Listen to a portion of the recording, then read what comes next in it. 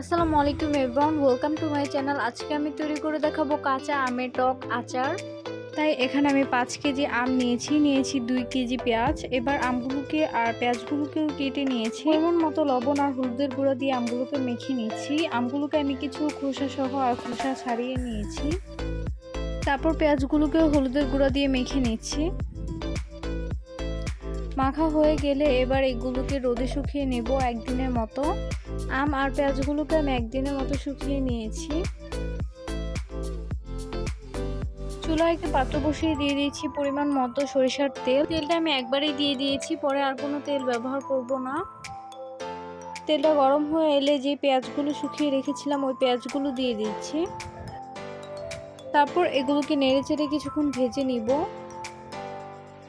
ভাজা হয়ে গেলে দিয়ে দিচ্ছি 1/3 কাপ আদা বাটা, 1/3 কাপ রসুন বাটা, সরিষা বাটা দিয়ে দিচ্ছি 1 কাপ,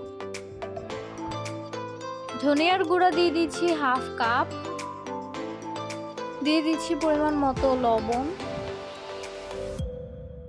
এবার এগুলোকে কিছুক্ষণ নেড়েচেড়ে রান্না করে তারপর আমগুলো দিয়ে দিচ্ছি। আমগুলো দিয়ে সবগুলো ভালোভাবে নেড়েচেড়ে মিশিয়ে নিচ্ছি। এবার দিয়ে দিচ্ছি 1 টেবিল চামচ মরিচের গুঁড়া, জিরার গুঁড়া দিয়ে দিচ্ছি 1/2 টেবিল চামচ, পাঁচফোড়ন দিয়ে দিচ্ছি 2 টেবিল চামচ। সবগুলো ভালোভাবে নেড়েচেড়ে মিশিয়ে নিচ্ছি। কিছুক্ষণ রান্না করার পর এবার দিয়ে দিচ্ছি 1 টেবিল চামচ চিলি ফ্লেক্স। এরপর দিয়ে দিচ্ছি পরিমাণ মতো ভিনেগার। এবার এটাকে আরও কিছুক্ষণ রান্না করে তারপর চুলা থেকে নামিয়ে নিচ্ছি। তৈরি হয়ে গেল একদম সহজ পদ্ধতিতে কাঁচা আমের টক আচার।